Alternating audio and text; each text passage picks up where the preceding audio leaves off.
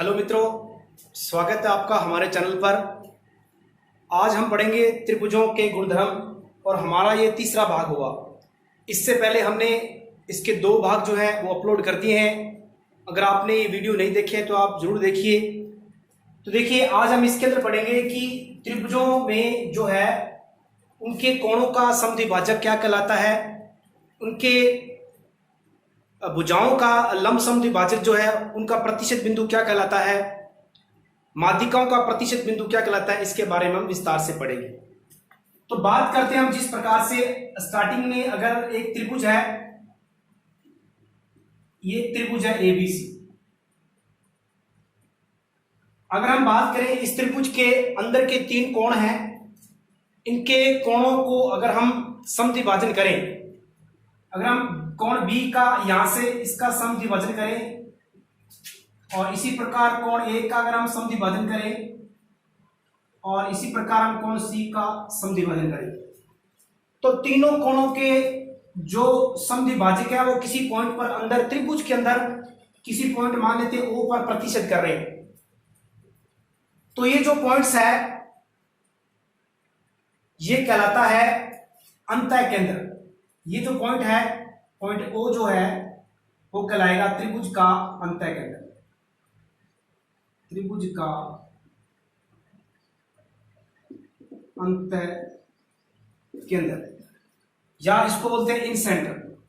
इन centre ये कहलाता है त्रिभुज का अंतः केंद्र, जहां पर कोणों के समद्विभाजक यानी कि त्रिभुज के आंतरिक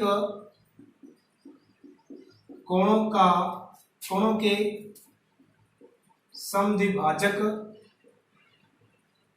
समद्विभाजकों का प्रतिच्छेद बिंदु। त्रिभुज के आंतरिक कोणों के समद्विभाजकों का प्रतिच्छेद बिंदु ओ जो है वो कहलाता है त्रिभुज का अंतः केंद्र यानी इन सेंटर कहलाता है। अब देखिए, इन सेंटर मतलब अंतः केंद्र इस कंडीशन में क्या है कि अगर बात करें हम इस ओ केंद्र से ये भुजा बीसी की जो दूरी है और भुजा एबी की दूरी है और भुजा एसी की दूरी है, ये तीनों दूरियां जो है इक्वल होगी, ये बराबर होगी। अगर ये केंद्र है और दूरियां बराबर है तो अगर इस प्रकार से एक बिंदु पर खींचेंगे हम तो ये एक वर्त की रचना होगी। मतलब इन तीनों भुजाओं से एक क्या है, इन तीनों भुजाओं को स्पर्श करता हुआ एक वर्त निकलेगा और इस वर्त का जो केंद्र है वो वही कहलाता है त्रिभुज का अंतः केंद्र। ठीक है, क्योंकि इस केंद्र की इन भुजाओं से दूरी जो है बराबर दूरियां हैं। मान लेते हैं ये डी है, ये ई है और एफ है, तो डी ई एफ पॉइंट से एक वर्त गुजरेगा जो कि इनकी भुजाओं को स्पर्श करते हुए निकलेगा, तो ये कहलाएगा त्रिभुज का अंतः केंद्र, इन सेंटर। तो ये बात हुई इन सेंटर की। अगर हम बात करते हैं इन सेंटर की तो यहां पर आप देख सकते हैं कि कोणों की बात है।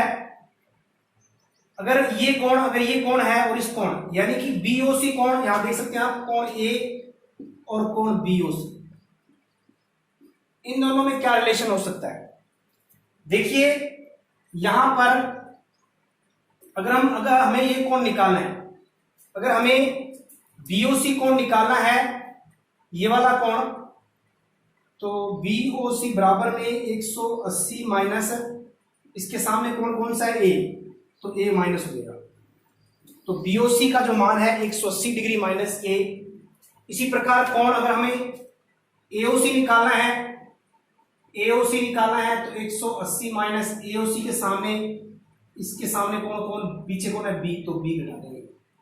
तो इस प्रकार से निकाल। इसी प्रकार कौन एओसी हो गया, बीओसी हो गया। और अगर बात करें हम एओबी, तो कौन एओबी की बात करें, एओबी 180 माइनस एओबी के सामने कौन सा कोण है, आप देख सकते हैं बिल्कुल सी कोण है, तो सी माइनस कर देंगे। तो इस प्रकार से हम तीनों कोणों के जो मान है निकाल सकते हैं। आपको याद 180 में से आपको कोण घटाना है पीछे वाला। तो ये बात हुई अंतः केंद्र की। अब हम बात करते हैं आगे परिकेंद्र की। देखिए परिकेंद्र इसको बोलते हैं हम सरकम सेंटर, सरकम सेंटर। सरकम सेंटर यानी परिकेंद्र। जिस प्रकार से अगर हम बात करें त्रिभुज की, त्रिभुज एबीसी है ये, त्रिभुज एबीसी की भुजाओं के लंब समद्विभाजक जहां पर मिलेंगे, अगर बात करें इस एबी का लंब समद्विभाजक ये है, एसी का हो गया, एबी का हो गया और ये एसी का हो, यानी कि जब जहां पर ये लंब समद्विभाजक मिल रहे हैं ओ पॉइंट पर, किसी ओ पॉइंट पर मिल रहे हैं, सॉरी आई पॉइंट मिल रहे हैं, इसको आई मान लेते हैं, यानी इनके लंब समद्विभाजक, तो त्रिभुज के भुजाओं के,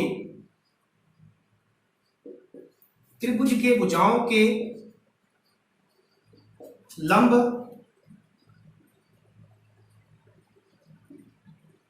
समद्विभाजकों का प्रतिच्छेद बिंदु जो है, प्रतिच्छेद बिंदु आई, ये त्रिभुज का क्या कहलाएगा, त्रिभुज का परिकेंद्र कहलाता है, त्रिभुज का परिकेंद्र कहलाएगा। मतलब भुजाओं के लंब समद्विभाजक, यहां पर ये लंब समद्विभाजक है, इनके लंब खींचे गए हैं भुजाओं पर बाहर से, और ये जो भुजाओं के लंब समद्विभाजक है ओ पॉइंट पर यानी आई पॉइंट पर त्रिभुज के अंदर काट रहे हैं, तो ये कहलाता है त्रिभुज का परिकेंद्र।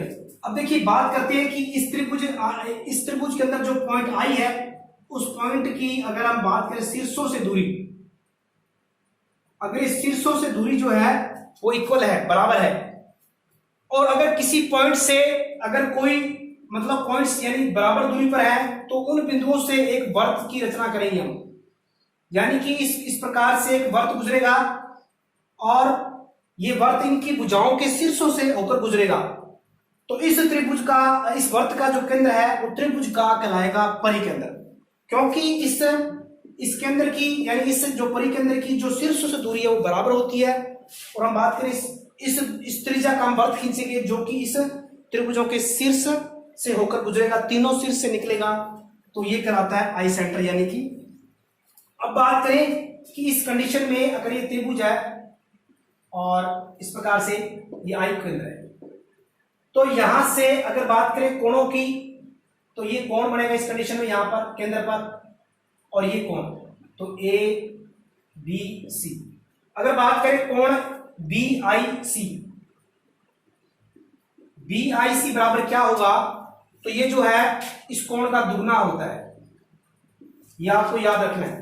इसी प्रकार अगर कोण हमें इधर वाला निकालना है, ये वाला निकालना है, ये वाला, तो जो सी कोण जो है इसका दुगना हो जाएगा। इसी प्रकार हमें ये कोण निकालना है, जिस प्रकार से हमें बी आई सी आ गया, ए आई सी निकालना है, ए आई सी निकालना है, तो ए आई सी के सामने कोण है बी, तो बी का दुगना होगा। इसी प्रकार हमें A B, A I B का निकालना है, ए आई बी यानी ये वाला निकालना है, तो इसके सामने कोण है सी, तो सी का दुगना होगा।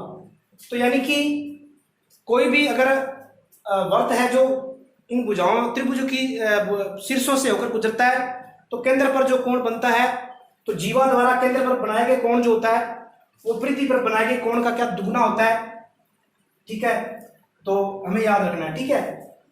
तो ये हुआ परिकेंद्र। अब बात करते हैं हम लंब केंद्र की। लंब केंद्र, ऑर्थो सेंटर, लंब केंद्र, लंब केंद्र यानी बोलते हैं ऑर्थो सेंटर, ऑर्थो सेंटर। देखिए ऑर्थो सेंटर क्या होता है, अगर बात करें हम एक त्रिभुज की, तो त्रिभुज में जैसे त्रिभुज है एबीसी,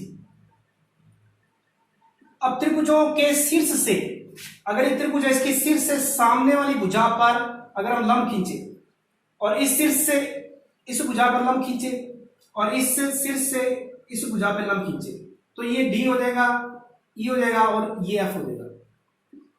ये लंब खींचे गए और तीनों लंब जो है वो कहां काट रहे हैं, मान लेते हैं पॉइंट, उसको मान लो एच, एच पॉइंट पर काट रहे हैं।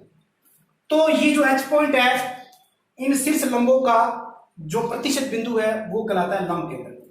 तो बात करते हैं त्रिभुज के शीर्ष लंबों का, शीर्ष लंबों का प्रतिच्छेद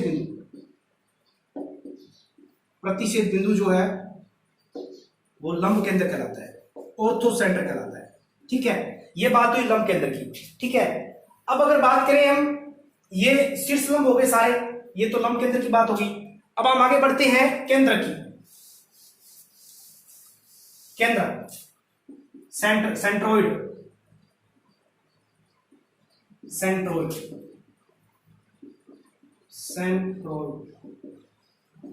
देखिए सेंट्रोइड क्या होता है, केंद्र क्या होता है, आपने पढ़ा होगा माध्यिका।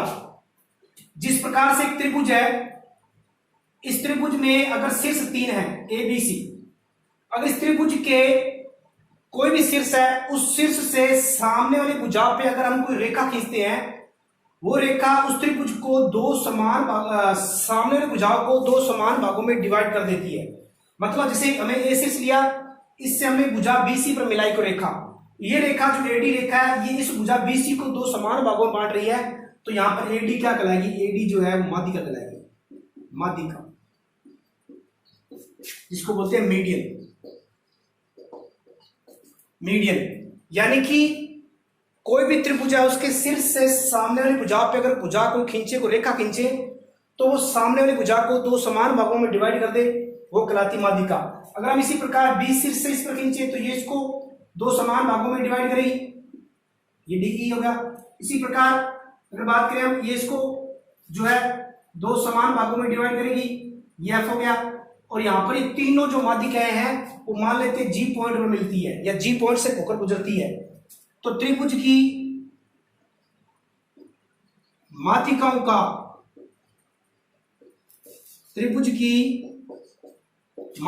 का प्रतिच्छेद बिंदु जो है वो कहलाता है केंद्र। माध्यिकाओं का प्रतिच्छेद बिंदु केंद्र कहलाता है। यहां पर जी जो है वो जी केंद्रक है, जी यहां पर त्रिभुज का केंद्र कहलाता है। क्यों? क्योंकि ये माध्यिका जो है वो इसको यहां जी पॉइंट पर मिल रही है। अब देखिए माध्यिका की एक बड़ी बात ये है कि कोई भी त्रिभुज है, अगर ये त्रिभुज है, यहां से माध्यिका खींच रहे हैं, तो ये बराबर 2 भागों में त्रिभुज को बांटती है हमेशा एरिया के हिसाब से। यानी कि त्रिभुज की माध्यिकाएं जो है, ये त्रिभुज की माध्यिका है, त्रिभुज को 2 समान क्षेत्रफलों में विभाजित करती है, ये हमें याद रखना है। अगर हम त्रिभुज की तीनों माध्यिका की बात करें, तो ये इसके कितने भाग हो जाएंगे, 6 भाग हो जाएंगे। आप देख सकते हैं 1 2 3 4 5 6। यानी त्रिभुज की जो माध्यिकाएं हैं, अगर वो सभी माध्यिकाएं खींचे, त्रिभुज की तीनों माध्यिका खींचे, तो त्रिभुज को 6 समान भागों में डिवाइड करेगी।